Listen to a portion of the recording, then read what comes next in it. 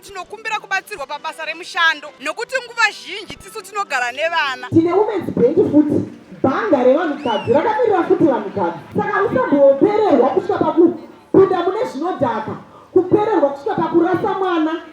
Zviri nane kutsvaga basa pane kunoita zvemadrugs, even kana kutoshanda mumba kutori nani.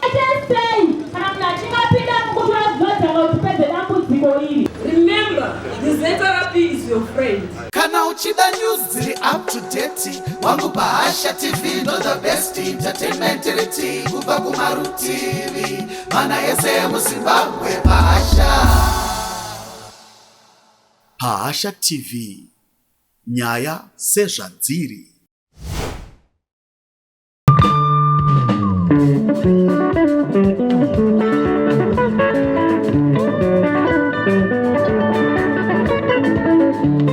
March is celebrated as International Women's Month.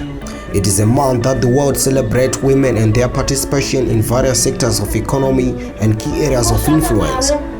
It was a memorable and a joyful day at Chigovanyika shopping center in Chitungwiza, where there was a celebration of International Women's Day. The event was organized by Zimbabwe Republic Police in conjunction with the Ministry of Women Affairs.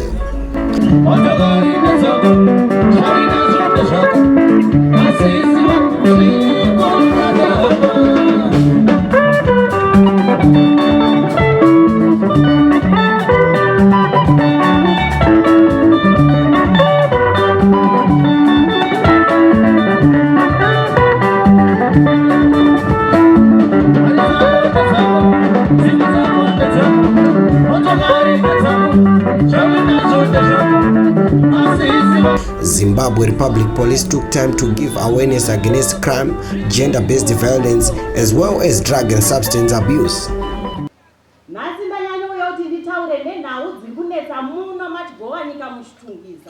Tine nhau dzanyanya kunetsa rape nedomestic violence. Kubatwa chibharo kwevanasikana makezisi aiwayo ari kuti wandei muno muchitungwiza. Nyangwe vakwana vavakomana chaivo vari kushungurudzwa. Asi chiri kunyanya kunetsa, chiri kunyanya kutinetsa ise mapurisa, zvinogona kutokunetsa iwo semise nharaunda. Ma-issues aya ari kuitika mudzimba.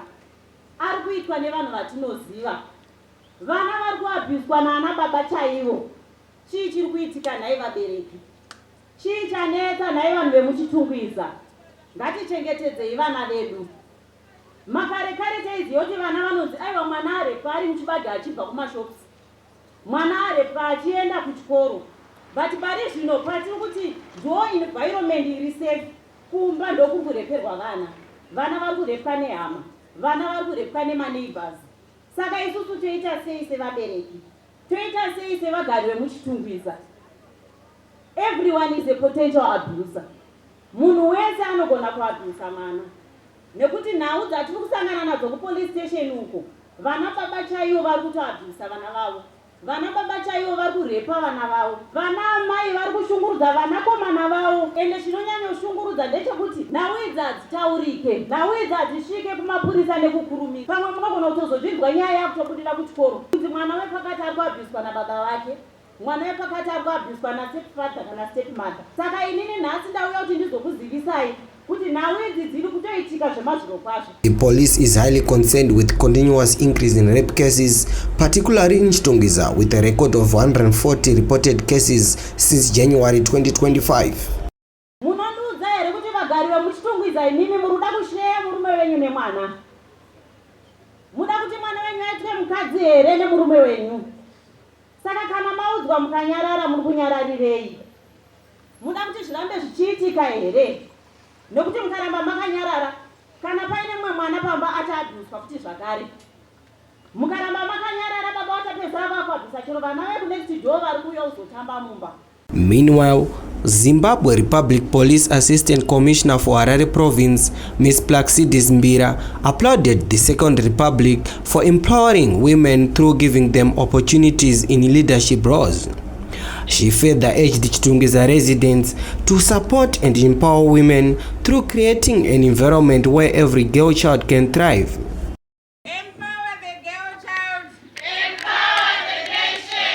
Empower the girl child. Empower the nation.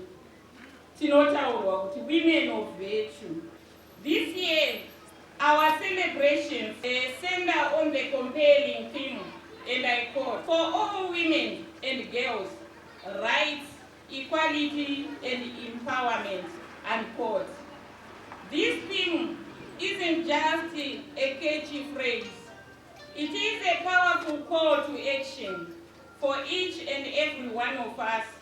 It is time for us to create a space where every woman and girl can thrive, contribute, and serve. Empower a girl child, empower the nation. Here in Harare province, we take immense pride in opening doors for women within the Zimbabwe Republic Police. Tiri kuti woisu muchipurisa, tiri kusimudzirawo vanhukadzi. Tichitarisa chipurisa chekudharadhara, mapurisa echikadzi anga asina kunyanya kukosha, uye anga ari mashoma-shoma, asi nekuuya kwakaita kusimudzirwa kwemwanasikana, takaona vasikana vakawanda vachipinda mubasa rechipurisa, vachingopefoma zvakangofanana nevarume vari mukati mebasa irori. Saka tiri ipapo hativasiyi kunze, tinovasimudzira zvakafanana nemasimudzirirwe anoitwa vanhurume. Tiri muno muHarare province, tine ma-assistant commissioners echikadzi paHarare provincial headquarters anoita iwo mana, kureva kuti 4. Umwe anotungamirira chitungiza kuno anonzi assistant commissioner Mutimukulu, mukadzi futi.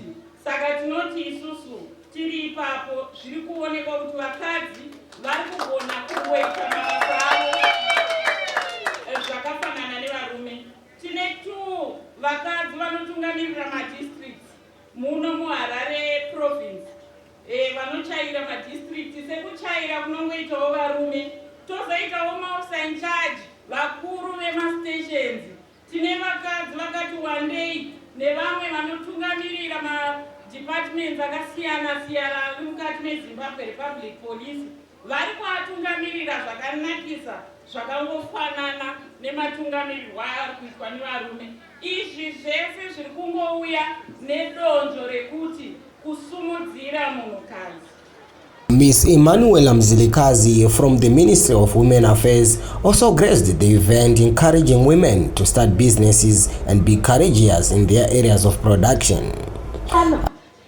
Isusu edu tine chinokurudzira munhukadzi wese wabvisa uniform waamai wakuenda kunomhanya-mhanya wakunosangana nemaproblems. Chero dai wakapfeka uniform une mhirizhonga yaurikusangana nayo. Isusu tisu macustodians eGBV, chinonzi gender-based violence chiri riu imhuka chaiyo iriko inokonzeresa kana rufu chairo, inokonzeresa kutenderera kwepfungwa, mental health. Isusu tiripo pakukubatsirai kukontrola zvese izvozvo. Saka musatine kuti muri mapurisa, aiwa rubatsiro rwese ruripo. Saka handisi kuda kutora mukana wakareba nekuti ndiri kuona kuti muri pazuva.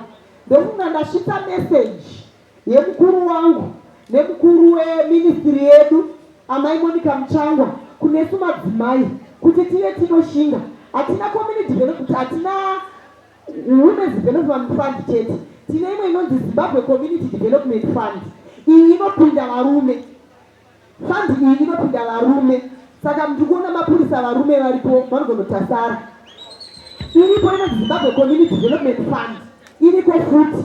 Pozoita inonzi medical, tine kamwe kabazi kanoona nezvevanoita mubato wemaoko, vane fund iriko. Handati tiri ve-small and medium enterprises development. Saka kune vanoita mubato wese emaoko, ndinoona musemerizi muna vanhu vanopiya-piya vanogadzira masofa vanodi. Uyai tobvise kuti munoregesta sei, munokwanisa kuwana mafunds aya sei. Tine women's bank futi revanhukadzi, bhanga revanhukadzi rakamirira futi vanhukadzi. Saka usambopererwa kusvika pakupinda mune zvinodhaka, kupererwa kusvika pakurasa mwana, kupererwa kusvika pakutiza, kungotiza kuenda joni, kutiza nekushaya kuti watangira papi. Hurumende yakanaka yedu yakatigadzirira mukana iwoyo wekuti muve munobatwa sevanhukadzi. muve munoonekwa mune zvese zvinokunetsai. Reporting for Bahasha TV, I'm Blessing Zvimba.